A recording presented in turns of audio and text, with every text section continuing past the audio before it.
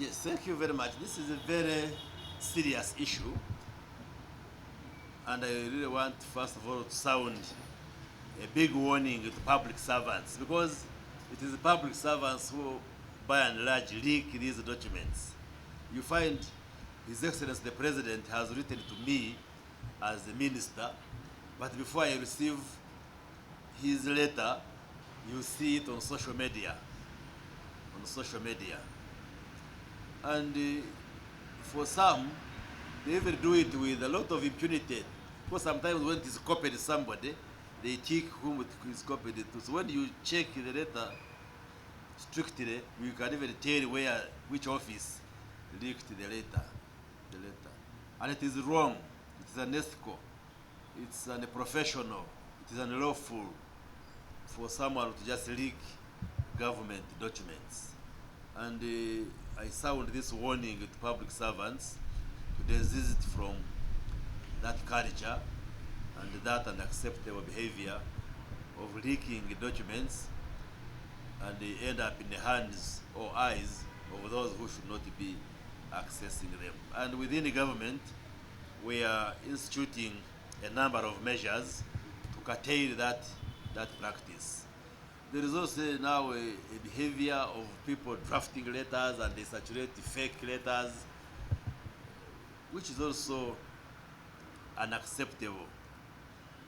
Without going into details of what we are doing within the government, but we are taking all the measures possible to make sure that we minimize or eliminate those leakages, that we are trying to improve how to handle government communication and government documents. There are also people, including cabinet ministers or people who attend the cabinet, who have a habit of leaking what happens in the cabinet. And I see some online papers which sometimes accurately report what has happened in the cabinet. Meaning somebody sits in the cabinet and then from cabinet he starts calling you, the journalist. We have discussed this. I don't know what the intentions people have. Then there are also those who leak wrong information, even from cabinet. The other day you heard the speaker saying, cabinet is engaging in idle talk. Now I said, and the cabinet was discussing that the members of parliament received bribes. I was not in the house that day. I would have clarified that, first of all, I attended that cabinet she was referring to, and the issue of parliament receiving bribes could never surfaced in the deliberations in the cabinet.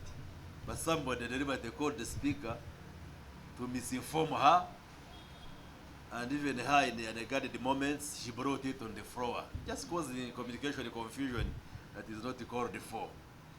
But that one I will address cabinet in their own forum, whether it is the cabinet members or it is the public servants who attend the cabinet.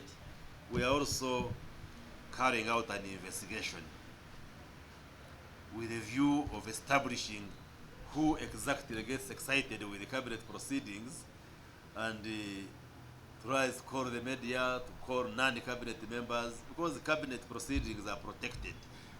That's why I come here, the Minister of Information, to highlight some of the issues which we discuss in the cabinet. And if you listen to me carefully, I say I'm giving you some of the issues we have discussed. I do not come to communicate each and everything that cabinet has discussed, but together with the cabinet secretariat, we tease out what we tell the public. So why would somebody who had the privilege of sitting in the cabinet just rush to tell an online publication that we discussed this? And I don't know what the people want. So there is a lot of indiscipline and gross abuse within the public service, but also within the citizenry, we the citizens of this country, and we need order, we need discipline, especially when it comes to communication.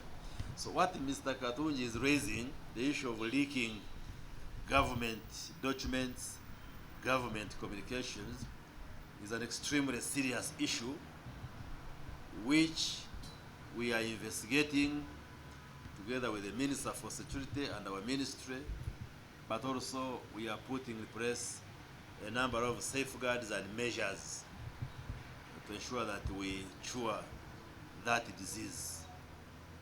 Because people now,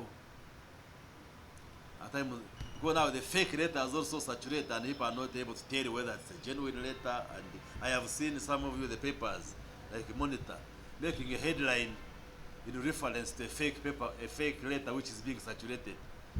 You don't even take time to verify whether what you have seen on social media is authentic or not, and then you report it and make a headline citing a false communication which is just being saturated.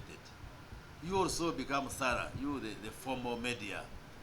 Don't get excited with the social media. Verify before you publish what you just speak from social media. Because social media just picks anything. With the social media, everybody now is a journalist. You just write and just post and post. So you should also be a little bit careful and authenticate some of the information that you pick.